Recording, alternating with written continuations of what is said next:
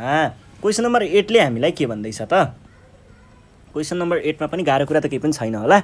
अब हामी पुग्यौँ यो के वाला चिजमा इकोनोमिक फङ्सनको पोइन्टमा पुगिसकेका छौँ र इकोनोमिक फङ्सनको बारेमा अब डिस्कस गर्नु पर्दाखेरि यहाँ पहिला यसलाई हटाइदिउँ। ल हेर्नुहोस् है, a firm has a demand function भनेर डिमान्ड फङ्सन दिएको रहेछ हामीलाई, अनि एन्ड कस्ट फङ्सन भनेर कस्ट फङ्सन पनि दिएको रहेछ। Find the price at which the profit is maximum, अनि फाइन्ड द म्याक्सिमम प्रफिट भनेको छ, अनि also find the output way for minimum cost. Minimum cost हुँदाखेरिको आउटपुट पनि पत्ता लगाऊ भनेर भन्छ। अब पहिला सुरुमा त हामीलाई के भन्दैछ, फर्मको डिमान्ड फङ्सन दिएको छ हामीलाई, कस्ट फङ्सन र डिमान्ड फङ्सन दिएको छ। कस्ट फङ्सन र डिमान्ड फङ्सनमा चाहिँ प्रफिट मागिरहेको छ भनेपछि हामीले सुरुमा के गर्नु पर्यो, प्रफिट फङ्सन म्याक्सिमम प्रफिटको लागि प्रफिट निकाल्नु पर्यो। प्रफिट निकाल्नको लागि के हुन्छ फर्मुला, रेभेन्यू माइनस कस्ट। अब फेरि रेभेन्यू कहाँबाट आयो, रेभेन्यू भनेको डिमान्ड फङ्सन दिइसकेपछि रेभेन्यू निकाल्न गाह्रो भएन भन्छ हामीले। फर यो पहिला यो अगाडिको चिजको लागि कुरा गरौँ, फर म्याक्सिमम प्रफिट, म्याक्सिमम प्रफिटको लागि हामीले के गर्छौँ, सुरुमा प्रफिट निकाल्छौँ। प्रफिटमा चाहिँ यहाँनिर डिमान्ड फङ्सन भनेपछि प्रफिट फङ्सन भनेको पाईले डिनोट गरिन्छ प्रफिटलाई, अनि क्यू युज गरेको छ भनेपछि पाई अफ क्यू भनेको के हुने भयो त, revenue of Q minus cost function of Q. अब रेभेन्यू भनेको के हो, फेरि रेभेन्यू भनेको डिमान्ड टाइम्स क्वान्टिटी हो भनेपछि डिमान्ड फङ्सन के दिएको छ, पी टाइम्स क्यू हो, क्यू माइनस कस्ट फङ्सन के छ, माइनस 120 प्लस क्यू स्क्वायर छ है त, यो भयो। अब डिमान्ड फङ्सनलाई यहाँनिर रिप्लेस गर्दाखेरि पीको भ्यालु भनेको त 108 माइनस 5Q हो, 5Q टाइम्स क्यू त छँदैछ, माइनस यहाँनिर माइनस 120 प्लस क्यू स्क्वायर भयो है त। यो भनेको अब क्यूले भित्र मल्टिप्लाई गर्दा 108Q minus 5Q square, minus minus times minus plus 120 minus times plus minus Q square. यो भनेको नर्मल्ली अब तपाईँहरूले यसलाई एकचोटि है 12 क्युब पो हो त, कहाँ 120 हुन्छ। यो भनेको के हुने भयो त, 108 मा 12 जोड्दा 120 क्यू माइनस 6Q भयो है त, 6Q स्क्वायर। यो भनेको हाम्रो प्रफिट फङ्सन आयो। प्रफिट फङ्सन आइसकेपछि हामीले म्याक्सिमम प्रफिट निकाल्नु पर्ने हो। म्याक्सिमम प्रफिटको लागि के गर्छौँ, पहिला यसको डेरिभेटिभ निकाल्छौँ, मार्जिनल प्रफिट पनि भन्न सकिन्छ त्यसलाई। अनि डेरिभेटिभ निकालिसके पछाडि त्यसको डेरिभेटिभबाट चाहिँ हामीले क्यूको भ्यालु पत्ता लगाउँछौँ, कति क्वान्टिटीमा चाहिँ म्याक्सिमम प्रफिट हुन्छ भन्ने कुरा, कति क्वान्टिटी प्रड्युस गर्यो भने हामीले म्याक्सिमम नाफा गर्न सकिन्छ भन्ने कुरालाई निकाल्छौँ है। त्यहाँबाट त्यो निस्किसके पछाडि अब त्यसलाई लगेर सेकेन्ड डिग्री डेरिभेटिभमा लगेर हाल्छौँ। सेकेन्ड डिग्री डेरिभेटिभमा यदि भ्याल्यु चाहिँ नेगेटिभ अथवा 0 भन्दा कमायो भने त्यसले म्याक्सिमम प्रफिट दिने भयो, र 0 भन्दा बढी अथवा पोजिटिभ भ्यालु आयो भने त्यसले मिनिमम प्रफिट दिन्छ भन्ने कुरा बुझिन्छ। ल त्यही गरौँ है त। भने पछाडि अब then pi dash of Q, यो भनेको के हो त, D pi of Q by dQ पनि भन्न सकिन्छ यसलाई। यो भनेको यसको भ्यालु त मैले भर्खर निकालेको छु, यो भनेको D 120Q minus 6Q square by dQ, दुइटै एउटै देखिन्छ त। यो भनेको D 120Q by dQ minus D 6Q square by dQ. Direct सक्नुहुन्छ भने डाइरेक्ट गर्दा पनि पाउनुहुन्छ है। अब 120 कन्सटेन्ट हो, बाहिर निस्क्यो, डिक्यू बाई डिक्यू त 1 नै हो, केही गर्नु परेन, माइनस 6 भनेको कन्सटेन्ट हो, बाहिर निस्क्यो, डिक्यू स्क्वायर बाई डिक्यू भनेको क्यू स्क्वायरको डेरिभेटिभ झिक भन्दैछ के, त्यो भनेको के हो त, 2Q हुन्छ है। यो भनेको 120 माइनस 12Q आयो। ल यो भनेको के भयो, फर्स्ट डेरिभेटिभ भयो, फर्स्ट डिग्री डेरिभेटिभ। अब फर्स्ट डिग्री डेरिभेटिभमा फर म्याक्सिमम प्रफिट है, फर म्याक्सिमाको लागि हामीले के गर्नुपर्ने हुन्छ, त्यहाँबाट क्यूको भ्यालु क्वान्टिटीको भ्यालु चाहिँ निकाल्नु पर्ने हुन्छ है। क्यूको भ्यालु हामीले कसरी निकाल्ने गरिएको छ, स्टेसनरी पोइन्टमा राखेर निकाल्ने गरिएको छ। स्टेसनरी पोइन्ट भनेको के हो, डेरिभेटिभको भ्यालु 0 हुनु हो भने पछाडि व्हेन भन्दा पनि सिधै गरौँ, P dash of x is equals to 0 भएको बेलामा हामीले यसलाई स्टेसनरी पोइन्ट भनिन्छ। और पाई ड्यास अफ 0 भनेको फेरि के हो त, यहाँनिर हामीले निकालेको हो 120 माइनस 12 क्यू इक्वल्स टु 0। यो भाइलाई मैले पछाडि लगिदिएँ भने के हुन्छ 120 इक्वल्स टु 12 क्यू हुन्छ है त। अब यो 12 जुन छ यो तलपट्टि मल्टिप्लाई हुन गयो भने डिभाइड हुन गयो भने क्यू इक्वल्स टु के हुने भयो त 12 दशन 120 हो। 12 गर्दा 10 आउने भयो भनेपछि यहाँनिर डाइरेक्ट 10 पनि लेख्न सक्नुहुन्छ है। भनेपछि क्वान्टिटी 10 वटा युनिट अथवा क्यूको भ्यालु 10 अथवा 10 वटा युनिट प्रड्युस गर्दाखेरि चाहिँ हामीले त्यो त्यतिखेर चाहिँ स्टेसनरी पोइन्टमा पुग्छ। अब त्यो पोइन्टमा चाहिँ त्यसको भ्यालु म्याक्सिमम हुन्छ कि मिनिमम हुन्छ त्यो टेस्ट गर्नको लागि हामीले के गर्नुपर्छ डबल डिग्री अथवा सेकेन्ड डिग्री डेरिभेटिभ निकाल्नु पर्यो। अगेन यो भनेको के हो D pie dash of x by dx हो। पाईले प्रफिट फङ्सन डिनोट गर्छ है। एक्स होइन क्यूमा छौँ हामी क्यूमा खेल्दैछौँ।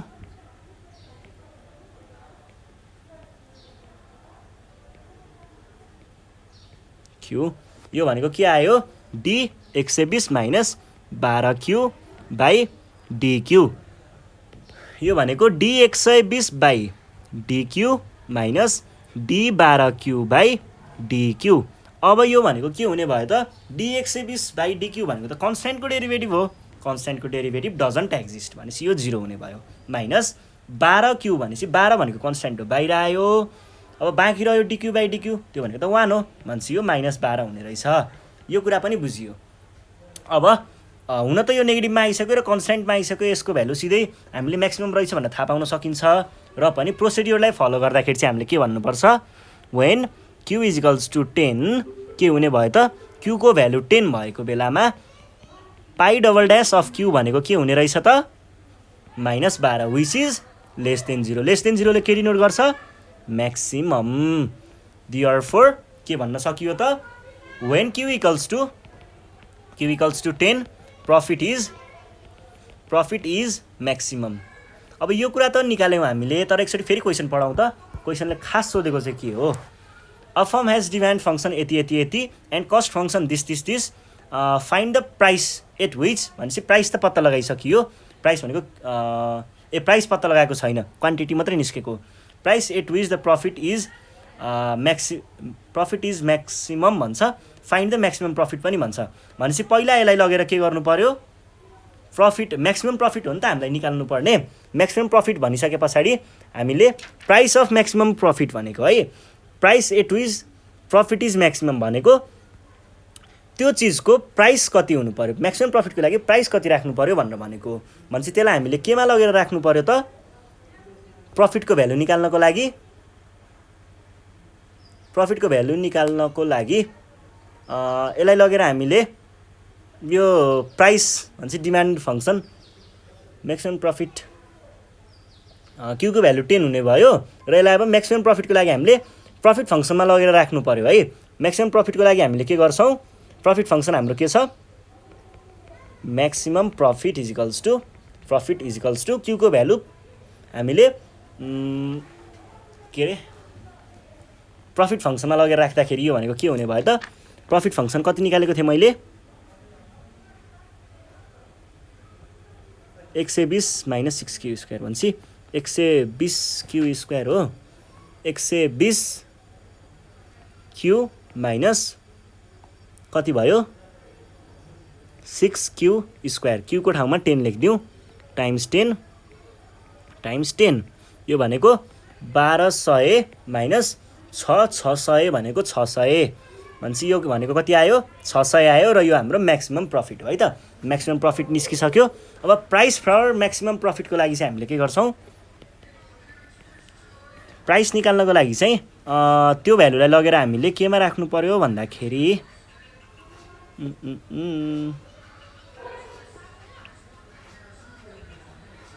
प्राइस भनेपछि 108 वालामा राख्नु पर्यो। 108 माइनस 5 टाइम्स क्यूको भ्यालु त 10 छ। यो भनेको के आयो त 108 माइनस 58 यो भनेको 50 यो भनेको 58 र यो नै हाम्रो प्राइस भयो है। म्याक्सिमम प्रफिटको लागि प्राइस यति हुनुपर्ने रहेछ भनेर भन्न सकिन्छ। तर यो त कस्ट फङ्सन अब मिनिमम कस्टको लागि फर मिनिमम कस्ट है। मिनिमम कस्टलाई एकदमै मिनिमम कस्टको लागि चाहिँ के गर्नुपर्ने भयो त कस्ट फङ्सन युज गर्नु पर्यो है। अब चाहिँ हामी कस्ट फङ्सनसँग खेलेर मिनिमम कस्ट निकाल्दैछौँ। कुरा सबै उस्तै हो तर हामीले कस्टसँग खेल्नु पर्यो है। फर मिनिमम कस्ट, मिनिमम कस्टको लागि चाहिँ के गर्नु पर्यो त फर मिनिमम कस्ट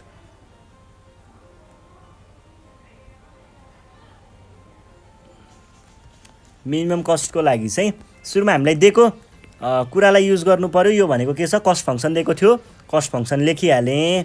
त्यस पछाडि चाहिने कुराहरू भनेको मिनिमम कस्टको लागि यसको डेरिभेटिभ निकाल्नु पर्यो। डेरिभेटिभ भनेको dC by dQ equals to के हुने भयो त -12Q प्लस होइन यो direct D -12Q plus Q square हुने भयो बाई डिक्यू हुने भयो है त। अब यतिखेर हामीले डेरिभेटिभ गर्नु पर्यो। आउँछ भनेर जम्प गरेर गर्नुहोस्, होइन भने यो स्टेप्सहरूलाई फलो गर्नु है। बाई डिक्यू हुने भयो है। यो त भइहाल्यो। अब हामीले यसको डेरिभेटिभ गर्दा -12 छ, -12 भन्ने बित्तिकै यो त कन्सट्यान्ट हो बाहिर निस्क्यो। डिक्यू बाई डिक्यूको भ्यालु 1 नै भइहाल्यो है। अनि डिक्यू स्क्वायर भनेको D2Q भयो है। यो हाम्रो के आयो त डेरिभेटिभ आयो। अब डेरिभेटिभ पछाडि हामीले सेकेन्ड डेरिभेटिभ निकालौँ। सेकेन्ड डेरिभेटिभ भनेको D2C बाई डिक्यू स्क्वायर हुन्छ। खासमा यो चाहिँ कसरी आएको भन्दाखेरि हामीले अहिले पछि चेक गर्नुपर्ने हुन्छ नि त भ्याल्यु। त्यो चेक गर्ने बेलामा चाहिन्छ र यो सेकेन्ड डेरिभेटिभ निकाल्यौँ। यो भनेको चाहिँ DC by dQ by dQ हो र यसको भ्याल्यु भर्खर निकालेको यहाँनिर छ। यो भनेको D -12 plus 2Q by dQ हुन्छ है त। यो भइसके पछाडि हामीले के गर्यौँ त D -12 by dQ plus D2Q by dQ. यो भनेको अब कन्सट्यान्टको त डेरिभेटिभ आउने कुरो भएन 0 प्लस 2Q को डेरिभेटिभ भनेको 2 मात्रै हुन्छ है। यो भइसके पछाडि अब हामीले के गर्नु पर्यो, अब स्टेसनरी पोइन्ट योलाई स्टेसनरी पोइन्ट मानेर यसको स्टेसनरी पोइन्ट निकालेर त्यहाँबाट क्यूको भ्यालु निकाल्ने र क्यूको भ्यालु त्यति हुँदाखेरि मिनिमम कस्ट हुन्छ भनेर हामीले पछि अब त्यो के निस्किन्छ प्रोसिडियर त्यो लगाएर गर्छौँ है। त्यसको लागि फर मिनिमम कस्ट अथवा फर मिनिमा यहाँ नै MA मिनिमाको लागि चाहिँ के गर्नु पर्यो त स्टेसनरी पोइन्ट भनेको DC बाई डिक्यू गर्नु पर्यो। DC बाई डिक्यू भने के थियो, यसलाई हामीले स्टेसनरी पोइन्टमा के हुन्छ 0 हुन्छ। DC बाई डिक्यूको भ्यालु भर्खर मैले माथि निकालेको थिएँ। कति निकालेको थिएँ -12 प्लस 2Q है त इजिकल्स टु 0। और यो -12 लाई मैले यतातिर लग्यो भने 2Q इजिकल्स टु 12 आयो है त। यो भइसके पछाडि यो 2 ले डिभाइड गर्नु पर्दाखेरि 12/2 आउँछ। 12/2 भनेको कति हो 6 हो। भने पछाडि यहाँबाट हामीले के निकालेको छौँ त Q को भ्यालु नि निकाल्यौँ। अझै Q को भ्यालु 6 हुने बेलामा अब टेस्ट गर्नु पर्यो है माथि लगेर। when Q equals to 6 D2C by DX Q को फर्ममा छ Q स्क्वायर इजिकल्स टु के हुने भयो 2 नै हुने भयो। किनकि 2 मा त कुनै पनि Q ले दखलअन्दाज गरेको छैन। आई मिन कसैले पनि इफेक्ट गरिरहेको छैन। भने पछाडि कसैले इफेक्ट नगरेको भइसके पछाडि यसको भ्यालु त 2 को 2 नै हुने भयो। फेरि 2 भनेको के हो ग्रेटर देन 0 भन्ने बित्तिकै के डिनोट गर्यो मिनिमम डिनोट गर्यो है। अब मिनिमम डिनोट गर्यो भन्ने बित्तिकै हामीले के भन्न सक्छौँ त फर मिनिमम कस्टको लागि चाहिँ तपाईहरुले Q को भ्यालु 6 राख्न सक्नुहुन्छ है त भनेर भन्न खोजेको हो। यो भयो। अनि आजको लागि हामीले यति नै गर्छौँ। योभन्दा नेक्स्ट सिरिजमा हामी बाँकी रहेको क्वेसनहरू सल्भ गरौँला। त्यतिखेरसम्मको लागि चाहिँ नेपाल अनलाइन स्कुल बिदा माग्न चाहन्छ। केही प्रब्लमहरू भयो भने सल्भ गर्ने बेलामा हामीलाई सम्पर्क गर्न सक्नुहुन्छ 9849595895 है। एकदम इजी नम्बर छ, हामीलाई कन्ट्याक्ट गर्न सक्नुहुन्छ। अनि साथीहरूलाई ग्रुपतिर भिडियो सेयर गर्दै गर्नु होला अनि सब्स्क्राइब गर्न नबिर्सिनु होला है त। Thank you.